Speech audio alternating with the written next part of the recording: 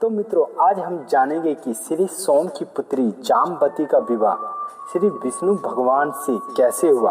तो चलिए जानते हैं एक कथा के द्वारा। तो मित्रों, बने रहिए हमारे साथ इस वीडियो के अंत तक। इस सृष्टि से पूर्व सृष्टि की बात है। जामवती श्री सोम की पुत्री थी। श्री सोम श्री विष्णु की सेवा में लगे रहते थे। उनकी पुत्री जामवती भी पिता का अनुसरण करती थी। वह नित्य पुराण सुनती, प्रतिक्षण भगवान का स्मरण करती, उनके चरणों की वंदना करती और उनकी सेवा में लगी रहती थी। धीरे धीरे जामवती के अंतःकरण में संसार की नश्वरता घर करती चली गई। वह समझ गई कि सुख दुख माया के खेल हैं। इनसे ऊपर उठकर वह भगवत प्रेम में आनंद विभोर रहने लगी। उसकी वाणी से भगवान के नाम और गुण का कथन होता रहा। आंखें प्रभु की प्रतीक्षा में रत रहती थी। कान उनकी मीठी बातें सुनने के लिए उत्सुक रहते थे। हाथ अर्चना के समारंभ में लगे रहते और पैर उनकी प्रदक्षिणा में व्यस्त रहते थे। हृदय में एक ही कामना रह गई थी कि मैं भगवान के चरणों की दासी कैसे बन जाऊं। वो सारा कार्य भगवान के लिए करती और संपन्न होने पर उन्हें भगवान को ही समर्पित कर देती। ब्राह्मणों ने और संतों की पूजा में उसे रस मिलता था। एक दिन श्री सोम ने तीर्थ यात्रा का विचार किया। इस समाचार से जामवती फूली न समाई और वह पहले से ही उन स्थल को देखना चाहती थी जहां भगवान ने अपनी लीलाएं की है और जहां वे आदर्श रूप से आज भी विराजते हैं। भगवान श्रीनिवास से जामवती को मधुर भाव था।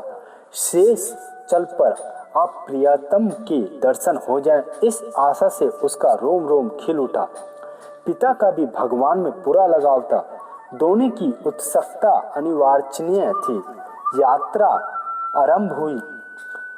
पिता पुत्री के पग बिना बढ़ाए बढ़ रहे थे। धीरे धीरे कपिल नामक तीर्थ आ गया।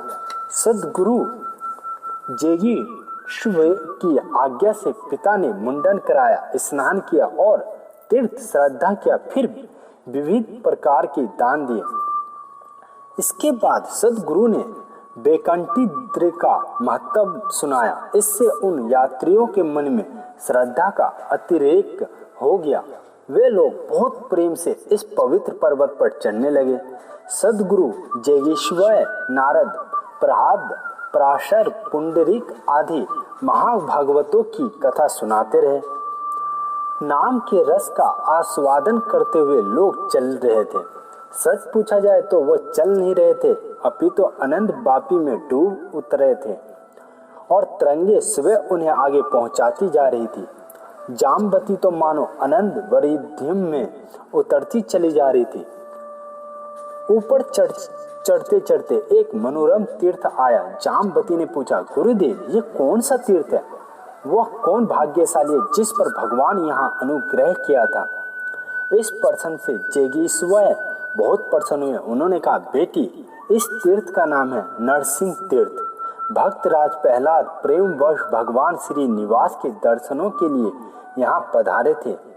उनके साथ दैत्यों के कुमार भी थे। वे यहाँ भगवान के दर्शन के लिए उत्कंठित हो गए थे। उन्होंने प्रहलाद से कहा था, मित्र, जब नरसिंह रूप भगवान श्रीनिवास कण कण में व्याप्त हैं, तब इस जल में क्यों नहीं दिखाई देते? कृपा कर उनके दर्शन करा दीजिए। भक्तराज प्रहलाद ने अपने भगवत प्रेमी मित्रों को बहुत आदर किया। इसके बाद उन्होंने भगवान से प्रार्थना की कि वे सबको दर्शन दें। भगवान ने संत राज की प्रार्थना स्वीकार की। दैत्य कुमार दर्शन पाकर कृतकृत हो गए और भगवान इस जल में स्नान करने से ज्ञान की प्राप्ति होगी ऐसा वरदान देकर प्रहलाद तथा दैत्य कुमारों के साथ सदा के लिए इस तीर्थ में बस गए।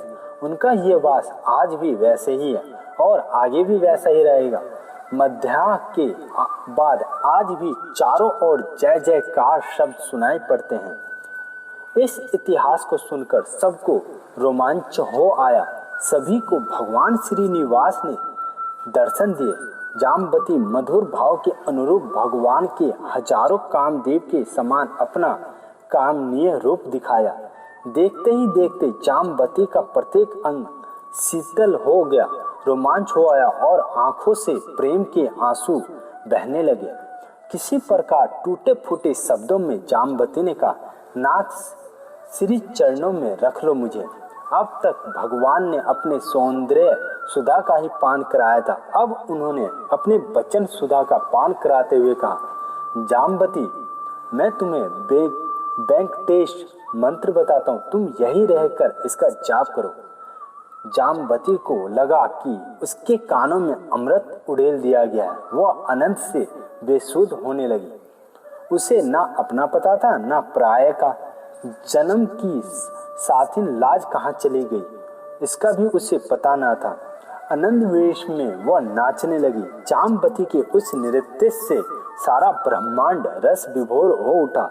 स्वर्ग से अप्सराएं उतर आई और जाम्बती के अगल बगल नाचने लगी। देवताओं ने धुंध भी बजाई और आकाश से पुष्प की वर्षा भी होने लगी। श्री सोम महाभाग्यशाली थे। उनकी छत्र छाया में रहकर जाम्बती ने भगवान को अपना पति बना लिया। अब विश्व के नाथ श्री विष्णु के साथ विधि के साथ जाम्बती से विवाह किया। इस तरह जाम्बती ने मनुष्य जाति का सर ऊंचा कर दिया। तो मित्रों, हमने जाना कि कैसे श्री सोम की पुत्री जाम्बती का विवाह भगवान विष्णु से हुआ और उन्हें अपने शरण में ले लिया। यदि मित्रों आपको ये कहानी अच्छी लगी हो तो लाइक और शेयर करना ना भूलें, ताकि मित्रों दूसरों को भी ये ज्ञान मिल सके। तो मित्रों मिलते हैं अगले किसी नई कहानी के साथ।